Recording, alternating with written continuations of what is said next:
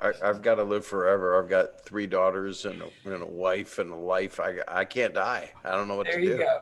Bob Saget, beloved comedian and actor, left an indelible mark on the entertainment industry with his sharp wit and warm personality. Known to many as the wholesome father figure Danny Tanner on Full House, Saget's untimely death shocked fans and colleagues alike. Recently, his family has come forward to confirm rumors surrounding his passing, shedding new light on the circumstances and bringing some closure to lingering questions.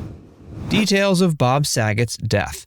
On January 9, 2022, the world was shocked by the sudden death of beloved comedian and actor Bob Saget. He was found unresponsive in his room at the Ritz-Carlton of Orlando, Florida, after performing a comedy show the night before. The initial reports provided few details, but the final police report and autopsy shed light on the circumstances of his untimely demise. His death was attributed to blunt head trauma. According to the autopsy conducted by Chief Medical Examiner Joshua Stephanie, Saget had sustained multiple skull fractures and bleeding around the brain, consistent with an unwitnessed fall. The medical examiner suggested that the fall likely occurred onto a carpeted floor, as the skin on the back of Saget's head remained intact, implying that something soft cushioned the impact. The force required to cause such injuries would have been significant enough to stun Saget and lead to symptoms like dizziness and confusion, which would have been noticeable to those around him. The police investigation revealed that Saget had driven himself back to the hotel after his performance in Jacksonville, a 2-hour drive, which the medical examiner found puzzling given the severity of his injuries. The final moments of his life were pieced together through interviews with hotel staff and people who interacted with him before his death. He had returned to his room at around 2:17 a.m., and the door remained undisturbed until hotel security, prompted by concerns from his family, entered the room the following afternoon. Inside the room, authorities found no signs of a struggle or foul play. Saget was discovered lying on his back in bed, partially covered by sheets, with no evidence of blood or bodily fluids. His cell phone was placed on the nightstand next to the bed. 4 prescription medications were found in his room, all of which were taken as prescribed. Mysteries and speculations surrounding his passing.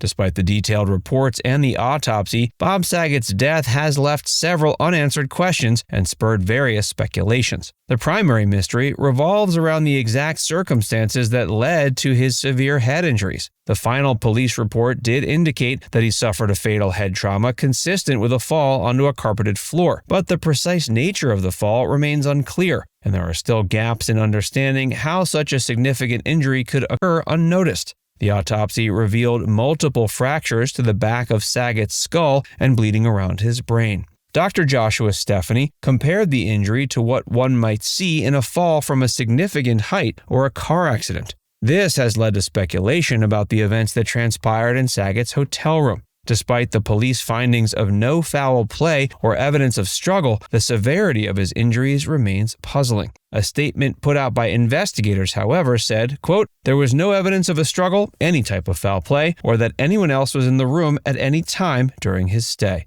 Adding to the mystery is the condition of Saget's room when he was found. The room showed no signs of a struggle, and Saget was lying peacefully in his bed, suggesting he might have gone to bed unaware of the extent of his injuries. This aspect of the case has fueled theories about whether Saget might have suffered a medical event before his fall. Some have speculated about the possibility of a stroke or another sudden health issue that could have caused him to fall and hit his head. The timing of the injuries also raises questions. The final report noted that Saget had driven himself for 2 hours back to his hotel. Dr. Stephanie indicated it would have been unlikely for Saget to undertake such a drive with the injuries he sustained. Another point of discussion has been the handling of sensitive materials related to his death. A judge in Florida ruled that certain photos and videos taken during the investigation would be permanently sealed, preventing public release. This decision, while respecting the privacy of Saget's family, has also led to speculation and curiosity about what these materials might reveal.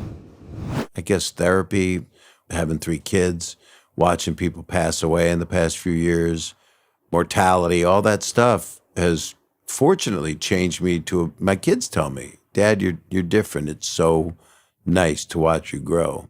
Funeral and public reaction.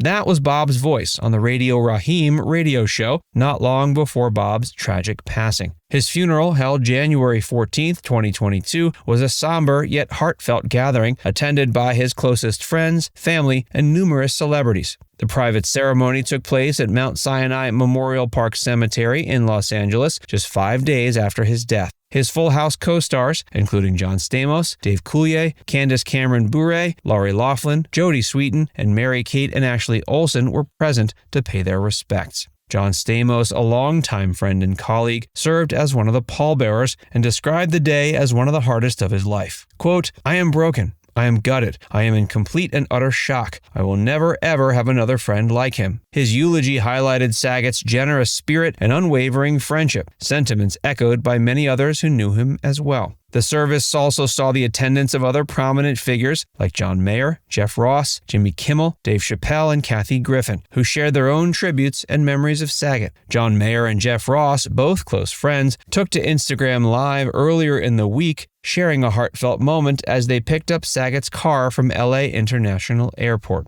Mayer described Saget as the king of the inside joke and a kind of person who, quote, never missed an opportunity to make anyone feel better. Candace Cameron Bure, who played Saget's on-screen daughter, DJ Tanner, posted several tributes on social media, calling Saget the glue that held their Full House family together. Quote, "You weren't just like a father, but one of my closest friends in life. This hurts like nothing I've ever felt before." Dave Coulier also shared touching throwback photos, reminiscing about their early days as struggling stand-up comics and how their bond grew over the years. Commemorating the 2-year anniversary. 2 years after Bob's unexpected death, his family, friends, and fans have come together to honor his memory with heartfelt tributes. On January 9th, 2024, on the second anniversary of his passing, Saget's widow, Kelly Rizzo, and his Full House co-stars took to social media to share their love. Kelly posted a touching tribute on Instagram expressing her gratitude for the time she had with Saget and the impact he had on her life. She shared a poignant photo of Saget performing on stage, highlighting how he loved making people laugh and how much he cherished those moments. Quote, "I will forever be grateful that I got to share life with this extraordinary person for 6 years. What a blessing." Dave Coulier shared light-hearted moments of Saget, including how Saget would often call him and sing in a falsetto voice, imitating how he might sound. Coulier expressed how the cast keeps Saget's memory alive by sharing stories and bonding over their shared grief. He posted a photo on Instagram with the caption, "Bob was always hugging me. I sure missed those hugs. I sure miss Bob. I loved him so much." Now it's time to hear from you. What do you miss most about Bob Saget? Let us know in the comments section below.